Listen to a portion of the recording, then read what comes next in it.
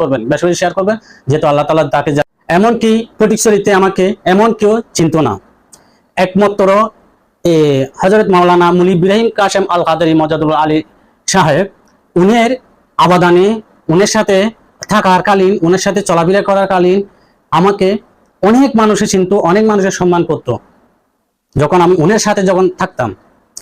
আজকে হঠাৎ করে যে এটা শোনার পরে আমি অনেক মনটা ভেঙে যায়, যেহেতু অনেক আবেদন আমি বলে শেষ করতে পারবো না আপনাদেরকে। আলেম হলে এরকম হইতে হবে, হক্কানি আলেম হলে এরকম হইতে হবে, যেহেতু উনি আমার জন্য কি করে নাই, এই প্রবাসে আসার জন্য অনেক আবেদন, অনেক আবেদন ছোট থেকে মানুষ করেছে অলরেডি উনি। আমাদের পরিবারে যা সাপোর্ট পেয়েছি তাদের কারণে, আমরা এতটুকু উপরে আসার কারণ পিছনে সাপোর্ট ছিল একমাত্র এই মুলি ইব্রাহিম কাশেম আল কাদেরী মজাদুল আলী সাহেব, উনি, আর কেউ সাপোর্ট ছিল না আমাদের। এই যে কাপড় ছিল, কাপড়গুলো আমরা পরতাম তার টাকার। আমাকে যত টাকা বলি উনি আমাকে দিয়ে দিতেন, আমার পরিবারে যত টাকা বলে দিয়ে দিতেন। উনি জবিন পর্যন্ত আমাদেরকে দিয়েছে, আমরা শ্বাস করে খেয়েছি, এমনও দিন গেছে আমাদের।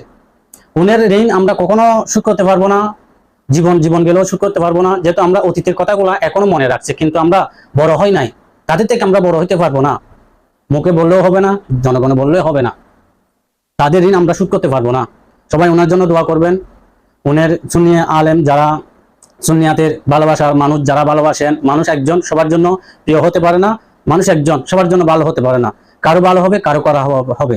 তো সবাই খারাপ দৃষ্টিকে না দেখে ভালো দৃষ্টিকে দেখবেন, যেহেতু আল্লাহ তাআলা যেন তাকে এই রমজান মাসের উসিলায় সুস্থ করে গৌসুল আজম মাইজভান্ডার দরবার শরীফের সামনে, যেহেতু প্রত্যেক বছর নামাজ শেষ করে আসে, ঈদের নামাজ, কোরবানি ঈদের নামাজ, বছরে 2টি নামাজ ওখানে মাইজভান্ডার শেষ করে সবাই উনের পিছনে নামাজ পড়ে, যেহেতু আবার এই বছরও যেন ঈদের নামাজটা যেন সবাইকে নিয়ে যেন ঈদের নামাজটা যেন শেষ করতে পারে। আবার বলছি, এই ভিডিওতে সবাই দোয়া করবেন, ভিডিওটি যেন হেফাজতে রাখে, সুস্থ মতো তুলে আনে, সেটা আমি কামনা করি। আমিও রমজান মাসে রোজা রাখি, আমি উনের জন্য আল্লাহর কাছে দুই হাত তুলে আমি দোয়া করতেছি, যেন আল্লাহ তাআলা যেন এই রমজান মাসের উসিলায় যেন তাকে সুস্থ করে তোলে।